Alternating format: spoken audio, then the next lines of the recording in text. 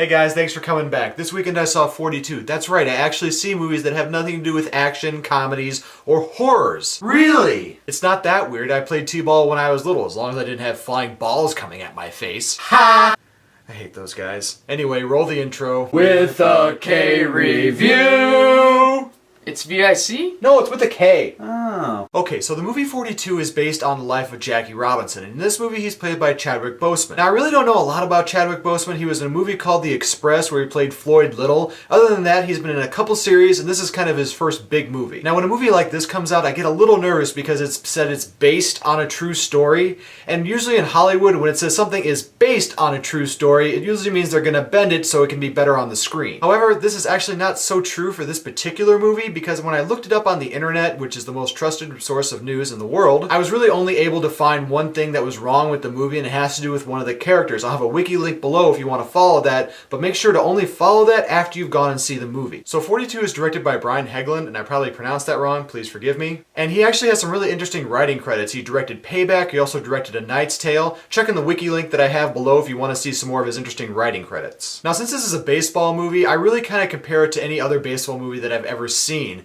Kind of like that movie Babe back in 1992 with John Goodman, where they actually showed his side of baseball and then they showed his darker side. Now, granted, that's Babe Ruth, and Babe Ruth was kind of a jerk on and off the baseball field. And I really liked that movie because it showed the one side of baseball and also showed Babe Ruth's personal life. And it showed equal parts of each of them, and you really got to see who he was as a person, again, if that was a true story. In the movie 42, you kind of watch it in sections, meaning it starts out in one year, goes to the next year, goes to the year after that, and it kind of shows the major events in his life. Now, I'm not saying the dialogue in this movie didn't actually try to focus on the racism during that time, but I really felt like some of the characters could have had deeper conversations with each other. I'm not talking like Shakespearean stuff, but I was just kind of feeling that there could have been a little bit more oomph to their dialogue. Now, the one person in this movie that actually really brought a lot of intensity to his character was Harrison Ford. In the movie, he plays Branch Rickey, who's the owner of the Dodgers, and every time he's on screen, he does have really good interactions with all of the characters. You actually really feel like he's Branch Rickey, that he is as hard-nosed, doesn't take anything from anybody. There are so many scenes in that movie that I wish I could tell you all of them, but there are just some scenes where after he gets done speaking, you're like, damn. If this was actually during maybe award season, I think he might actually get nominated for a Golden Globe and maybe even an Oscar. Now, at about an hour and a half into the movie, I was kind of feeling like there wasn't, again, that much intense dialogue, and then the scene with the Phillies manager, who is played by Alan Tudyk,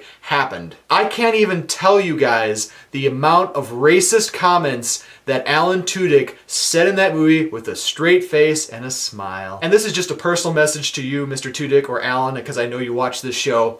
Please don't go out into public for at least 3 weeks, because you were very convincing in that movie and I don't want you to get hurt. After that intense scene with Tudyk, you really start to see the more of who Jackie Robinson is and how he feels. And I was really wondering why it had to take an hour and a half to really see who Jackie Robinson was on and off the field. But every movie is different, and you can't make the movie like it was back in the 90s. In today's standards, you have to do something different, and this movie did. Wasn't what I expected, but it was still okay. Now, after I got done seeing this movie, I originally wanted to give this movie a 3K review, because I didn't really understand why it had to take so long for the movie to really get serious about what it was talking about. But then I thought about this. Not every movie has to be made like other movies that I've seen. It can be its own individual thing, and this movie is an uplifting movie. This movie makes you feel good when you watch it. From beginning to end, this movie brings you into the character just a little bit, but at the end of the movie, you feel like you've watched a piece of history, that you understand just a little bit more about what Jackie Robinson actually had to go through. So for this movie, I'm going to give it a 3.5K review. I'm going to suggest that if you guys have it in your area, please go see it. If you're going to rent it, please rent it, and when it streams, kick it up to #1. And thanks guys for watching my show. I really appreciate all the viewers and all the subscribers that I have. And never forget, if you don't like what you're watching, it's 1, 2, 3 strikes. You can always turn it off. Anyway, see ya.